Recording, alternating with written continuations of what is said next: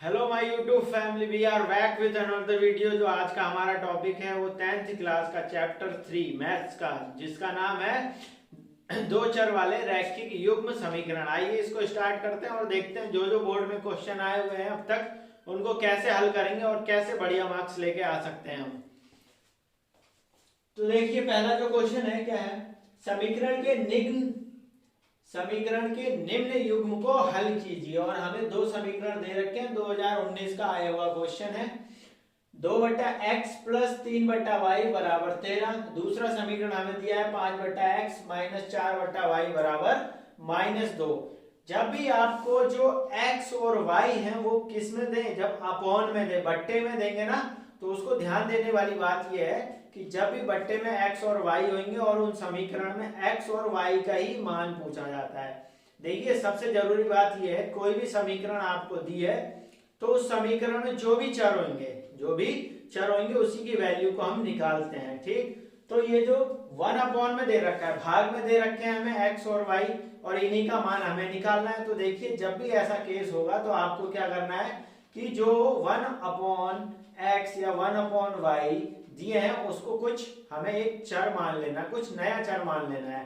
जब भी ऐसे क्वेश्चन आएंगे तो आपको यही करना है, यही इसी तरीके से क्या आएंगे, सॉल्व होंगे। नहीं, और भी तरीके हो सकते हैं बट क्या है, इस तरीके से बहुत इजी हो जाता है ये। ठीक, तो देखिए क्या करना है, ये 2/x है, उसको मैं ऐसे लिख सकता हूँ, भिन्न को मैंने तोड़ लिया, क्या लिख सकता हूँ, 2 गुणा 1/x।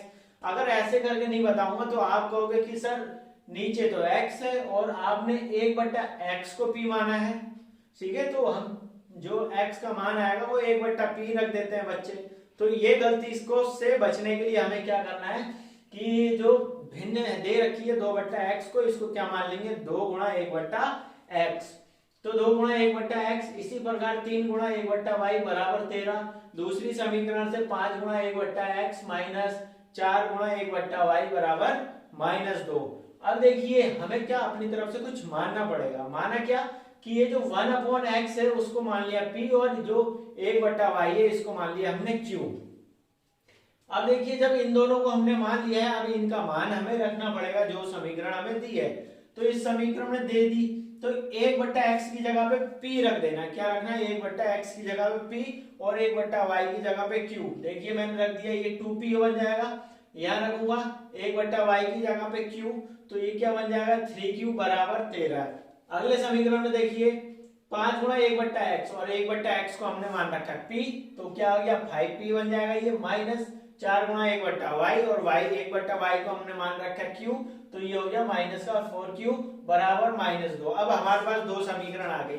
अब आपके पास तीन ऑप्शन है यहाँ से, चाहे आप विलोपन विधि लगाएं, चाहे प्रतिस्थापन लगा दें, या फिर वज्र गुणनखंड विधि लगा दें। तो हमें सबसे सरल क्या लगती है, विलोपन विधि सबसे सरल लगती है, तो हम उसी को लगाएंगे। लेकिन विलोपन विधि में क्या होना चाहिए, चाहे x के मान बराबर होने चाहिए और y के मान बराबर होंगे, तभी आप विलोपन विधि लगा सकते हैं। तो इस समीकरण में देखिए यहाँ पे क्या है, 2p है और यहाँ पे 5p, तो p बराबर नहीं है ना दोनों तरफ। यहाँ q को देख लेते हैं, यहाँ 3q है, यहाँ पे 4q। बस समस्या हो गई। अब आपको क्या करना है भाई, इन दोनों समीकरण में p को बराबर कर लो, चाहे q को बराबर कर लो। अगर p को बराबर करना है तो सबसे बढ़िया तरीका कि दूसरी, अगर इस समीकरण 1 में p का मान बराबर करना है तो समीकरण 2 को देखना है। क्या करना है, समीकरण 2 को देखो, यहाँ p के आगे क्या है 5, तो 5 की गुणा इसमें करा देंगे। ठीक है, 2 पंजे 10 बन जाएगा।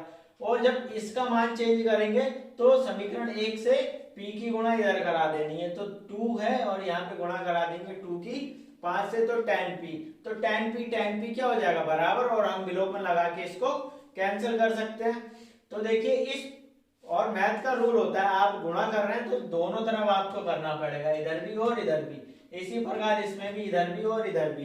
तो मैंने क्या करा, समीकरण 1 में 5 से गुणा कर दिया, और समीकरण 2 में किसने करा, 2 से गुणा कर दिया। तो हमारे पास जो समीकरण बन के आई वो क्या आई, इसमें 5 से गुणा करा तो ये कितना 10p हो जाएगा, प्लस ये 15q हो जाएगा, और ये 13 पंजे 65 हो जाएगा। इसी प्रकार इसमें 2 से गुणा करना है तो ये क्या बनेगा, 2 से गुणा करके बनेगा ये, देखिए 10p, फिर 8q, और ये कितना हो जाएगा -4। ठीक, अब हमें क्या करना है, इन दोनों में विलोपन विधि लगा देनी है। तो समीकरण 3 और 4 में हमने क्या कर दी, विलोपन विधि लगाई। तो देखिए विलोपन विधि लगाने के लिए क्या होना चाहिए, देखिए tan p और tan p बराबर हो गए ना, अब ये कैंसिल हो सकते हैं आराम से। देखिए क्या करता है ये tan p, नीचे वाली समीकरण को देखते हैं और उसके चिन्ह बदलते हैं। तो यहाँ tan p है प्लस का, तो इसको कर दिया मैंने माइनस, और यहाँ पर क्या है माइनस का 8q, तो ये हो जाएगा प्लस, और यहाँ पे क्या है माइनस का 4, तो ये भी किसका बन जाएगा, प्लस का। क्यों, क्योंकि हम एकदम विपरीत चिन्ह लगा देते हैं यहाँ। तो देखिए tan p और tan p तो गया कैंसिल हो गया, ठीक है।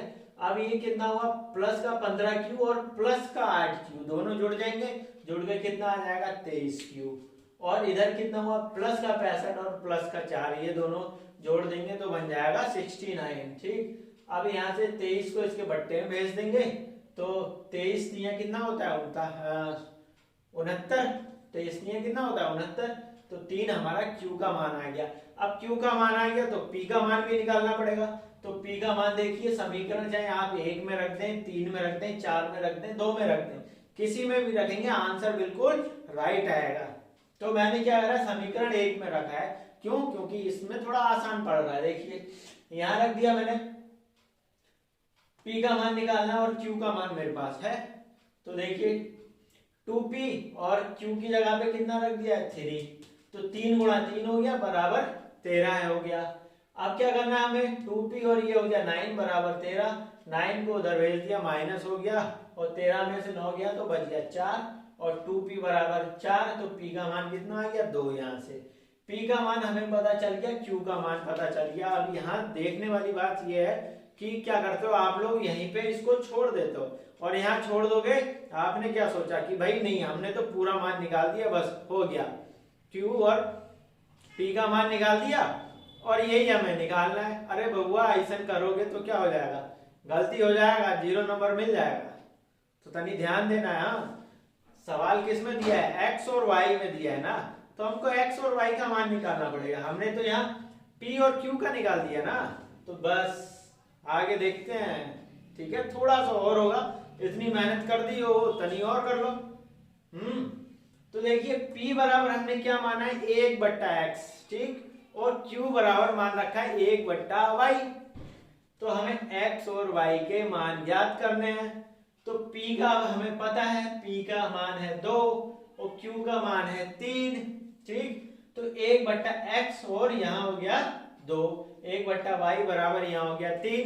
फिर तुम लोग यहीं आगे क्या गलती कर देते हो कि सोचते हो कि बस हो गया भाई, x के मान निकल गए और y का निकल गया। नहीं भाई नहीं, x का मान और y का मान निकालना है। ये किसका निकाला तुमने, 1/x और 1/y का।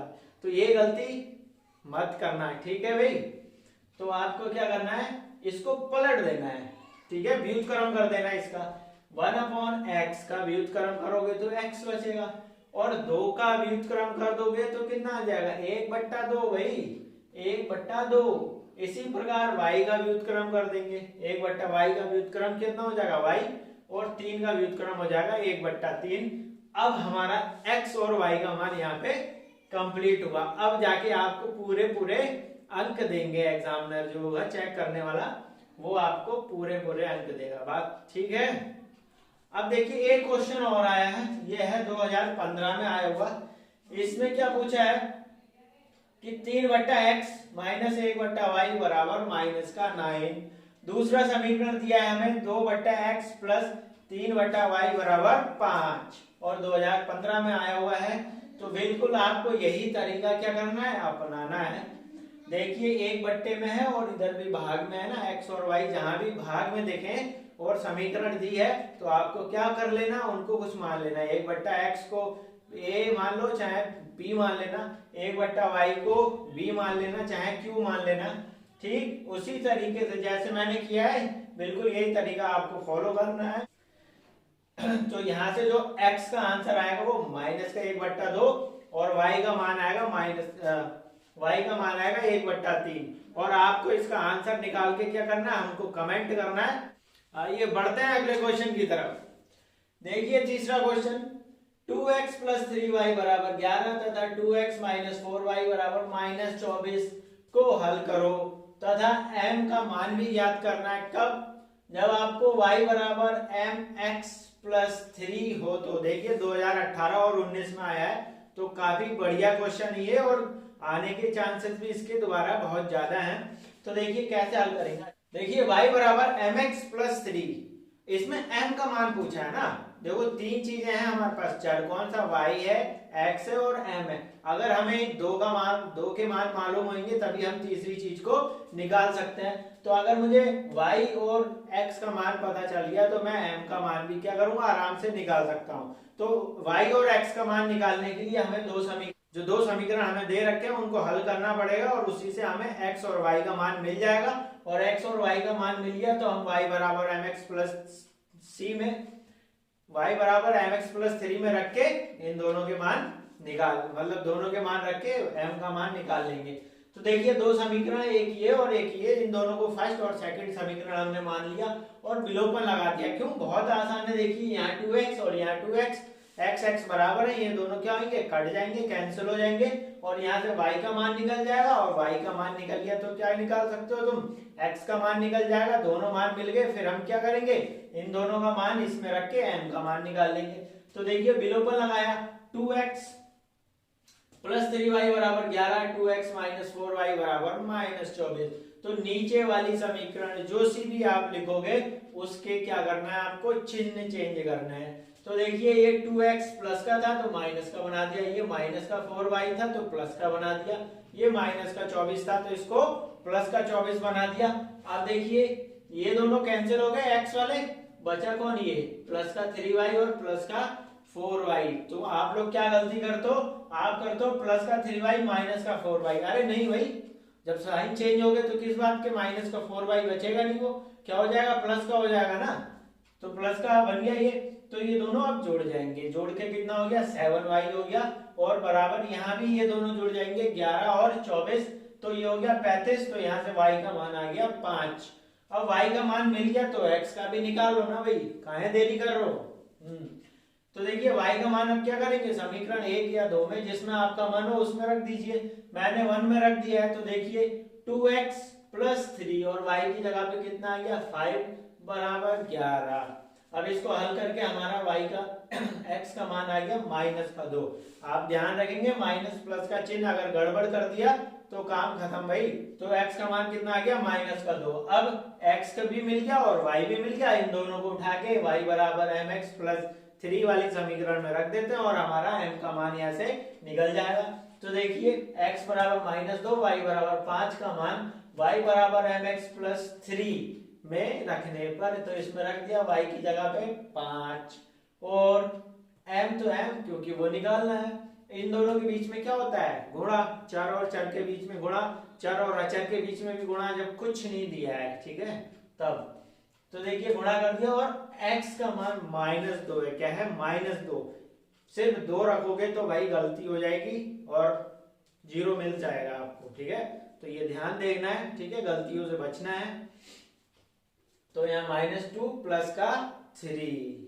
अब देखिए ये 3 इधर हो गया तो 5 माइनस 3, और बराबर यहाँ क्या हो गया, माइनस का 2m, ठीक है, सिर्फ 2m नहीं होगा, माइनस का 2m होगा। आप लोग यही गलती कर दोगे, सिर्फ इसको 2m लिख के बस इतना कर दिए भाई, अंडा मिल जाएगा और हो गया, ठीक है। ऑमलेट करने का भी नहीं होगा वो अंडा, सिर्फ क्या रिजल्ट खराब करने का अंडा होता है वो ठीक है, तो ध्यान रखना इस बात का।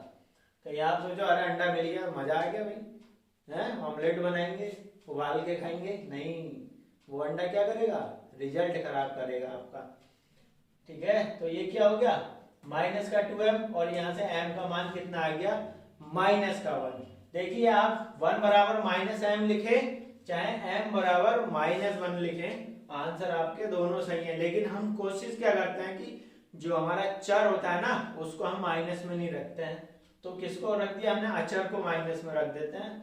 तो ये क्या हो गया, माइनस, क्यों, अरे भाई गिनती होती है ना यार, माइनस का 1, माइनस का 2, माइनस का 3, 1 2 3 4 5। आपने कभी ऐसे सुना ABCD सुनी माइनस में, कि माइनस का a, माइनस का b, माइनस का m, माइनस का n, नहीं ना।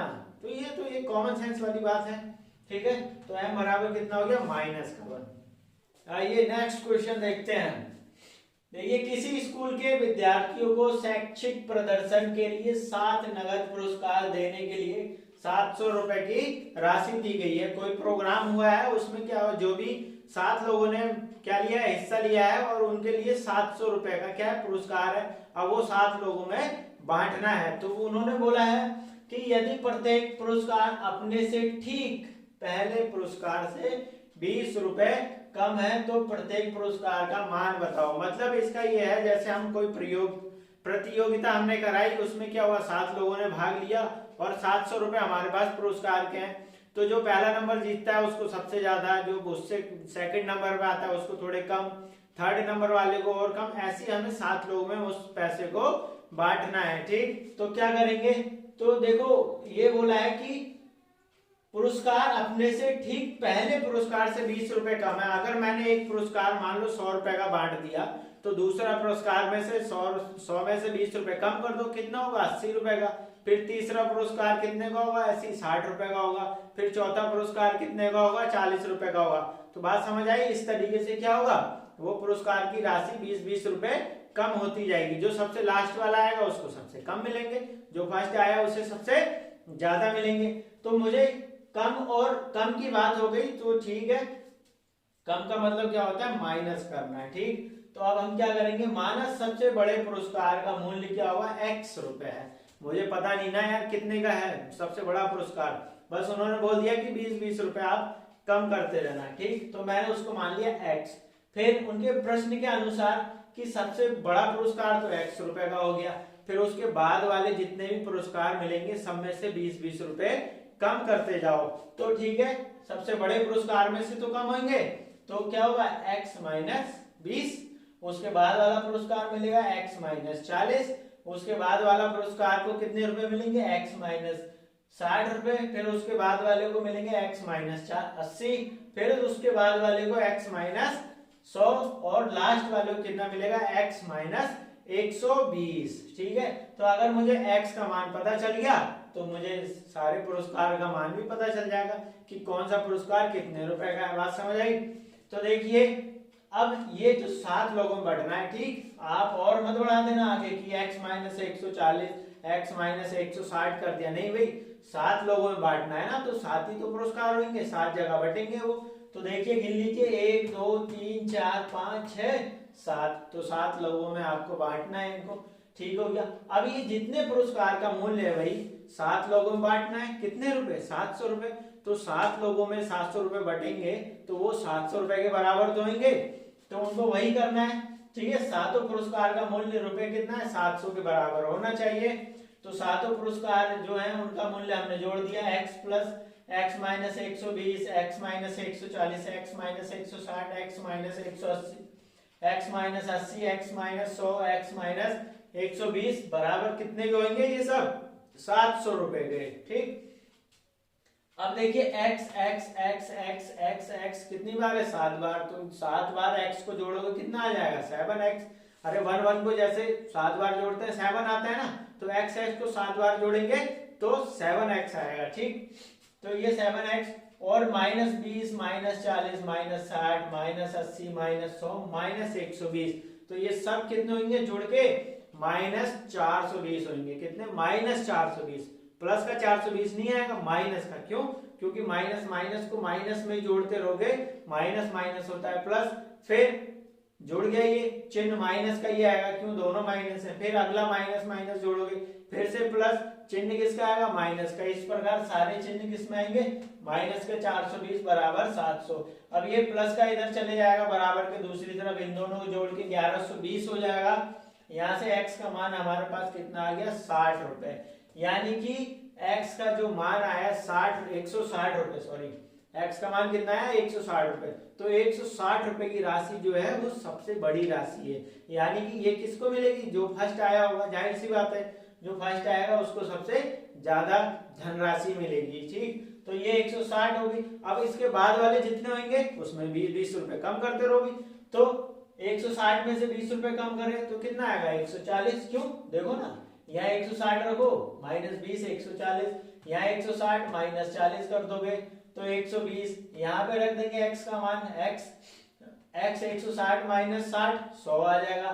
यहाँ कर देंगे तो कितना आ जाएगा 80 आ जाएगा। यहाँ रख देंगे हम तो कितना आएगा हमारे पास 60 आ जाएगा और लास्ट वाले में रख देंगे 160 माइनस 120 आ जाएगा 40। तो ये सातों पुरस्कार का धनराशि हो गई। इन सबको जोड़ दोगे तो किसके बराबर हो जाने चाहिए, ये 700 रुपए के। क्यों? क्योंकि 700 को तो हमने बांटा है ना, तो ये मैथ का रूल यहाँ पे क्या होगा, सेटिस्फाई होगा। ठीक, आइए क्वेश्चन नंबर 5 की तरफ चलते हैं। देखिए, दिखाइए कि निम्न रैखिक समीकरण युग्म का एक अद्वितीय हल है और दूसरी कंडीशन में ये बताना है कि समीकरण का हल भी ज्ञात करो।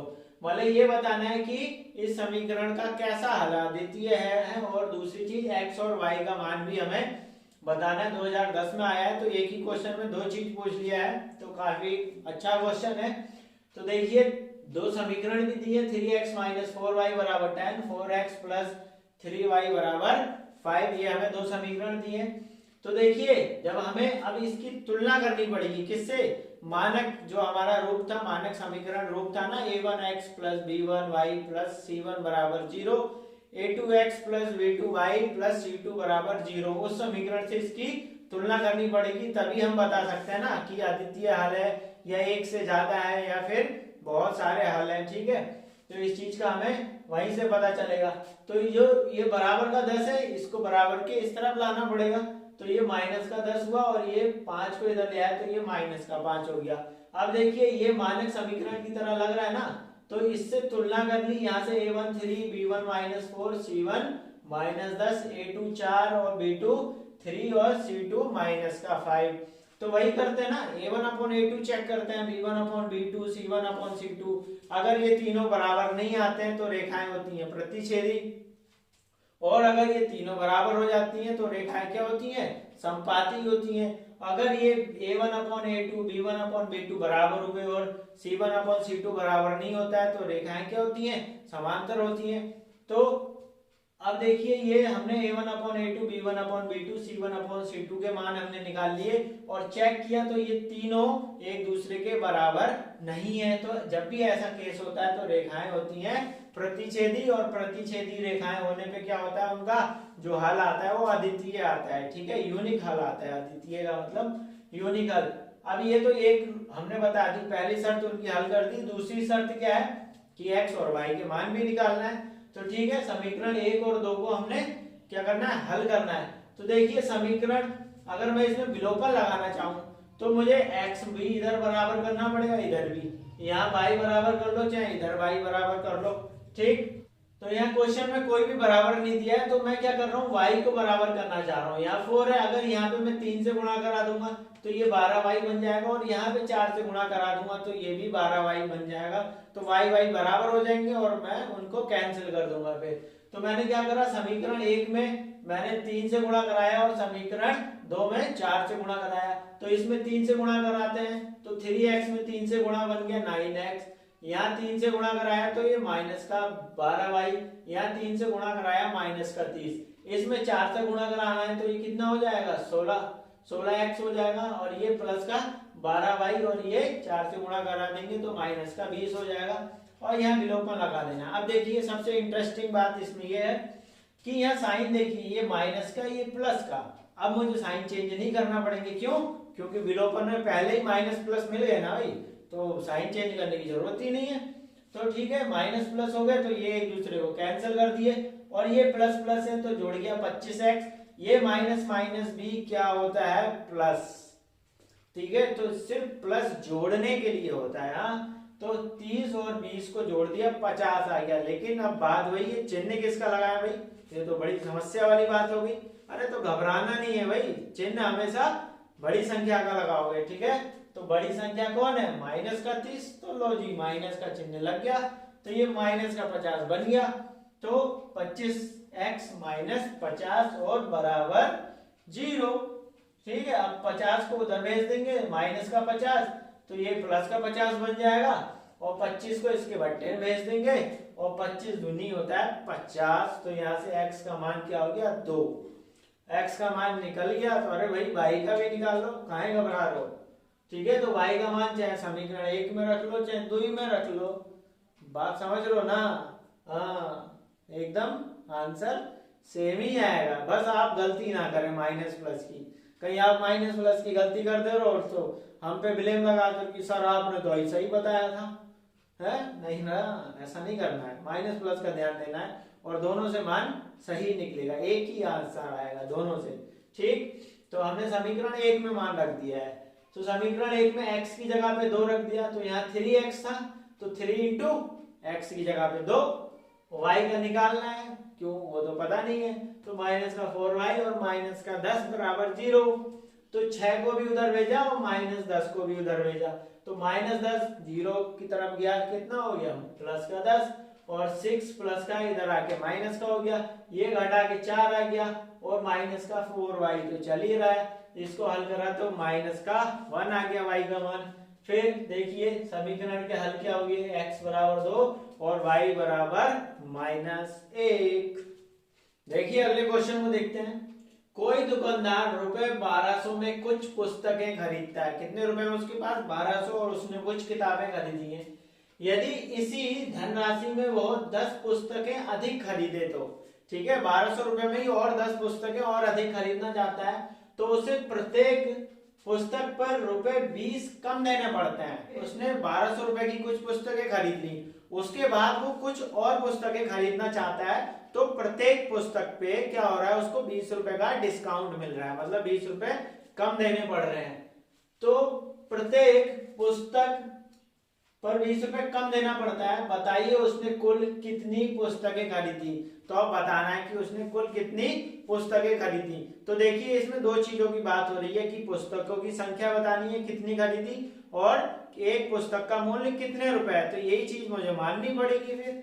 ठीक है, तो मैंने क्या मान लिया, माना खरीदी गई पुस्तकों की संख्या क्या हो गई x, तथा प्रत्येक पुस्तक का मूल्य कितना है y।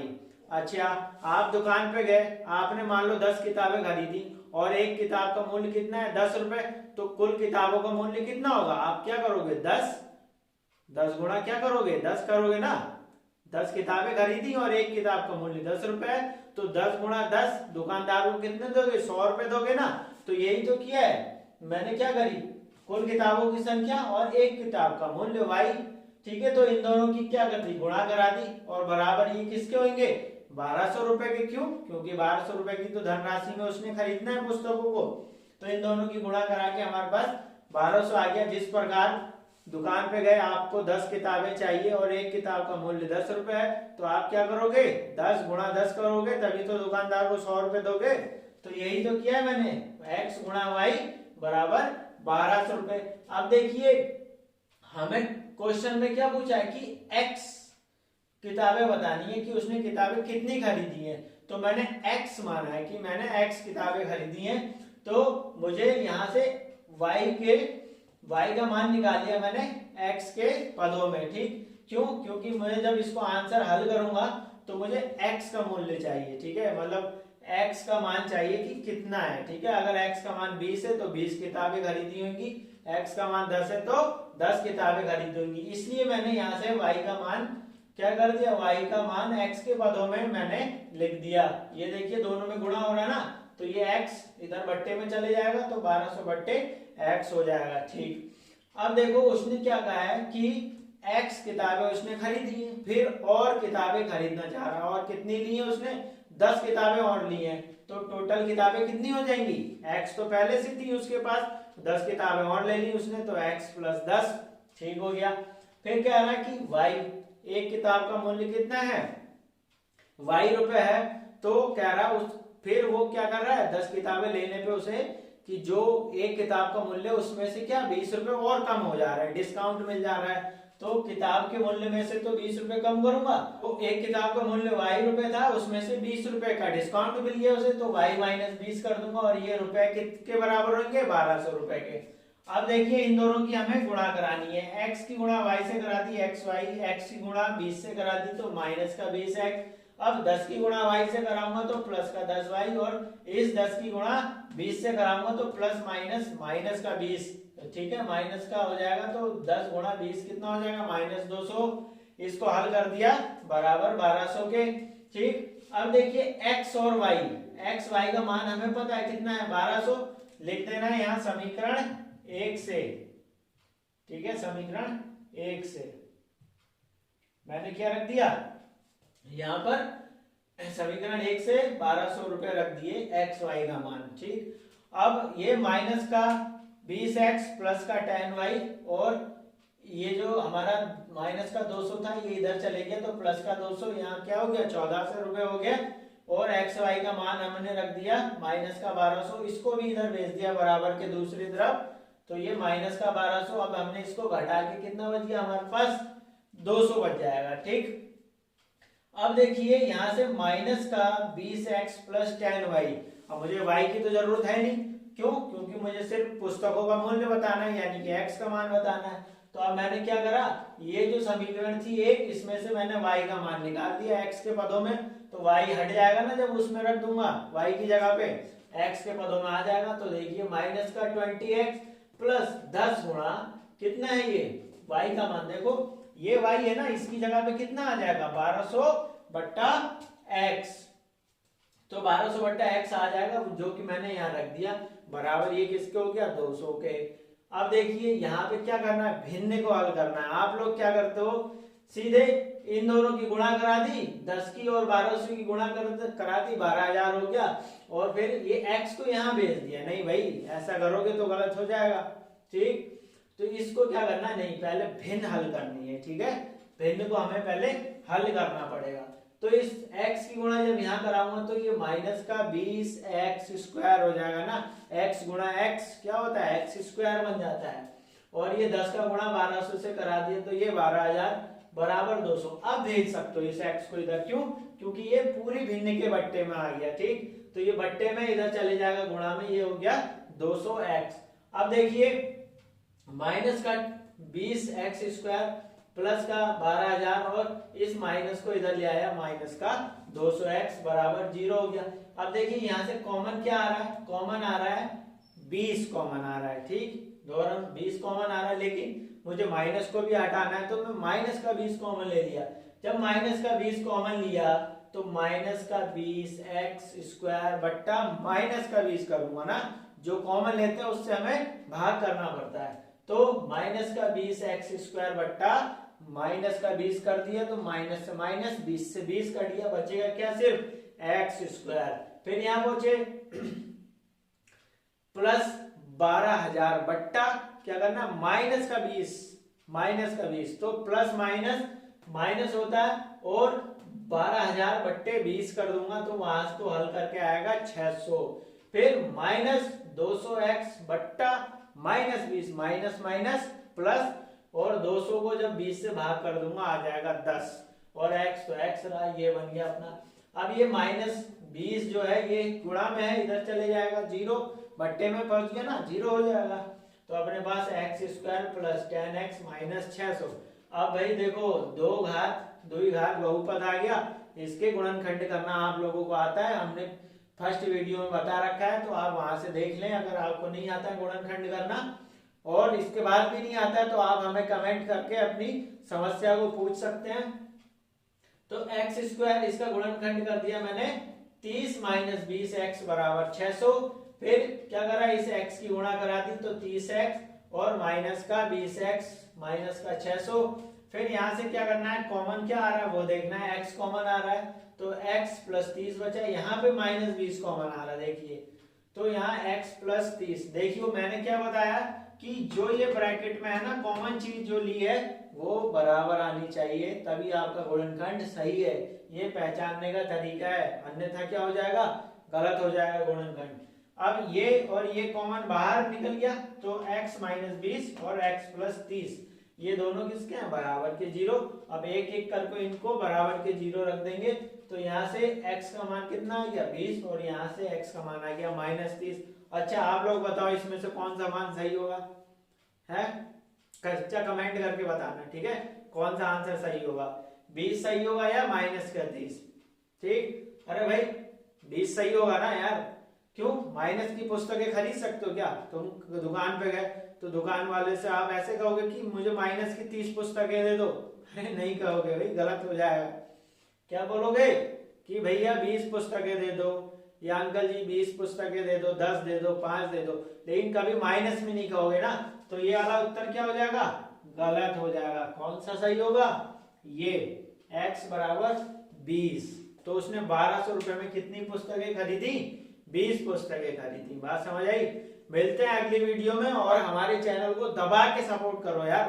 तुम लोग वीडियो देख के चले जाते हो, ना लाइक करते हो, ना ही कमेंट करते हो, सब्सक्राइब भी किया करो यार, ठीक है। सब्सक्राइब करोगे तभी तो हम अगली वीडियो लाएंगे, और हमें क्या मिलेगा, उससे उत्साह मिलता है कि भाई हमारी वीडियो ज्यादा लोगों तक पहुंच रही है, तो हमें भी खुशी मिलती है और एक्साइटमेंट होती है कि भाई अगली वीडियो जल्दी लेके आओ। ठीक, तो आप लाइक शेयर और कमेंट करना ना भूलें, और अपने दोस्तों को जरूर शेयर करें। मिलते हैं अगली वीडियो में।